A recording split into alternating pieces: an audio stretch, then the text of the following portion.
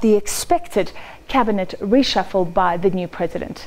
Now, in other news, hopes are rising that the fracture between government and the mining sector could be repaired under Ramaphosa's new administration. An agreement between President Ramaphosa and the Chamber of Mines at the weekend postponed a court hearing that was to take place, in fact, today. The Chamber has been challenging and wanted the new mining charter to be set aside, but now it says the postponement will allow space for talks. Among other things, the charter raised targets for black ownership, but it's been opposed by industry players who say that the timeframes are simply unrealistic.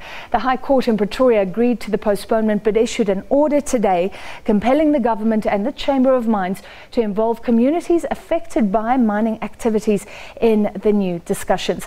Well, let's chat now to a lawyer, an expert on these mining matters, Peter Leon. Thank you very much. He joins us from Herbert Smith Freehills Africa. Thanks for being with us. Thanks, Francis. So firstly, put this into context, because it did seem like there was a complete relational breakdown between government under the mining minister Mosebenzi Zwane, who's been sort of sidelined all of a sudden.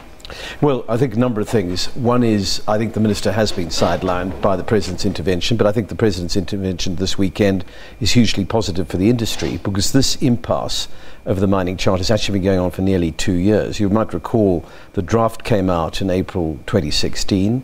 It was then discussed with the industry, but not really negotiated. The minister, Mosebenzi Zwane, then produced a final version last June, and that's the version the Chamber of Mines have gone to court over, as you mentioned in your introduction.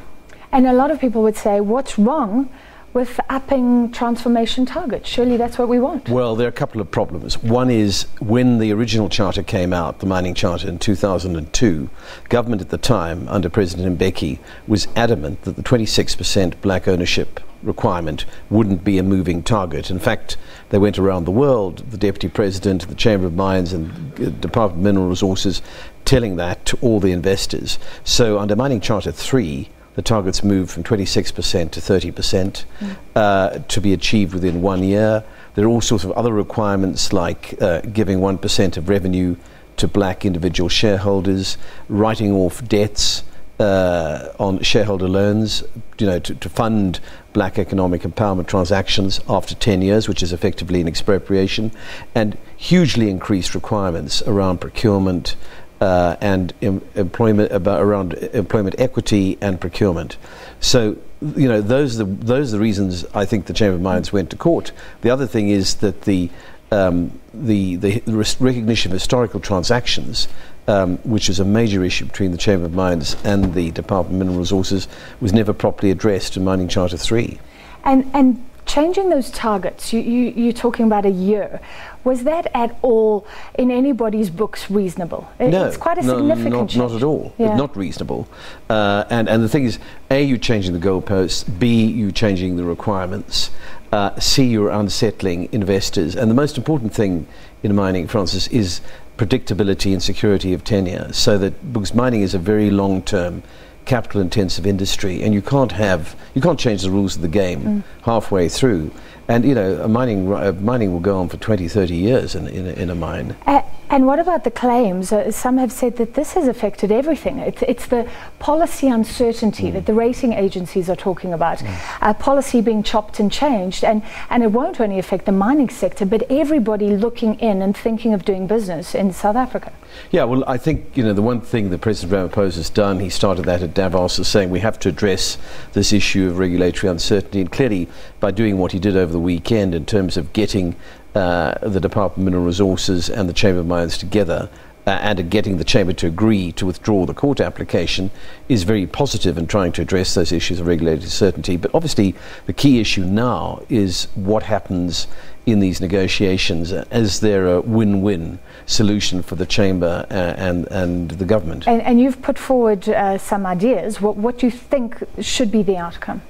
Well, I think there needs to be much more regulatory certainty. I think there needs to be recognition of historical black ownership transactions, because obviously one of the major issues that the Chamber of Mines had with the government around this issue was the fact that Mining Charter 3 didn't recognise historical transactions. So if black shareholders sold out, the mining company would have to keep re-empowering itself indefinitely ad infinitum. That's not fair. It's a huge capital cost on the company and on its shareholders. So that's one of the reasons the Chamber went to court. So I think that issue has to be addressed.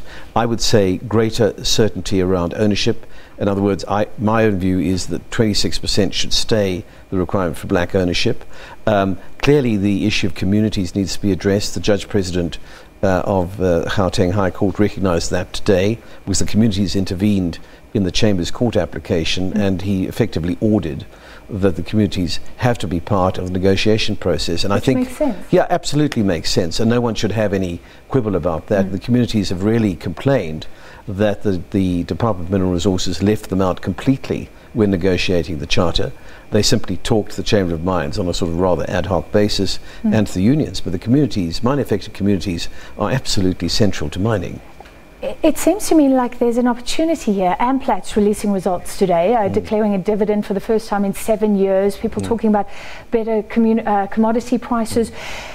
Could we ride a good wave when it comes to mining, given all the damage of the past?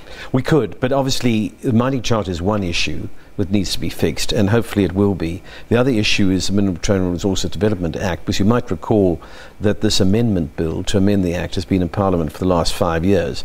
The President said on Friday that he'd like the bill passed this year, but I mean his predecessor, President Zuma, has been saying the same thing for several years. I actually think new oil. Yeah, well, it's not just that. It also affects the mining industry. I actually think it's a very bad bill, and President Zuma sent the bill back to Parliament in 2015 because he had reservations about its constitutionality. I believe correctly. Parliament has sat on that bill since then. None of the issues that then President Zuma raised have been addressed. So I actually think the bill should be withdrawn in the same spirit that the mining charter court case has been postponed indefinitely. And I think the Mineral Resources Development Act needs to be looked at again to really bring it up to date, to make it consistent with other mining jurisdictions in Africa, to improve regulatory certainty, to introduce time limits, to reduce all the administrative discretion that the current Act has, and also to provide a better deal for mine communities, because there's a big problem with social and labour plans in South Africa, which I think needs to be addressed as well. And finally, what is the role of the mining houses themselves? Because there's always been this idea that mining should be creating jobs. That's been lost to some extent. But Amplat's today saying, well, it's doing quite well moving to machines. Should we give up that? But what about the land issues, tribal land being used? That's going to come into this. Mining is increasingly being automated. If you look at a country like Australia, which is a much more successful mining jurisdiction, South Africa, most mining is automated. Mine workers are incredibly well paid, but they're also very highly skilled. The sort of mining that's conducted, deep level mining in South Africa, obviously doesn't happen to the same extent in Australia. But I think upskilling workers, paying workers better is definitely a step forward. But clearly the industry has lost some 70,000 jobs the last 4 or 5 years. Partly as a result of the declining commodity prices, which are now moving up, but also because of all this regulatory uncertainty. So we want to get jobs back into the industry. We need to address the regulatory uncertainty, particularly as commodity prices are once again increasing. And that's I think that's very positive for South Africa. All right, let's grab on to the opportunity. Thank you so much, Peter Leon from Herbert Smith Freehills, the law agency, and that's the Africa division. Back to Shante.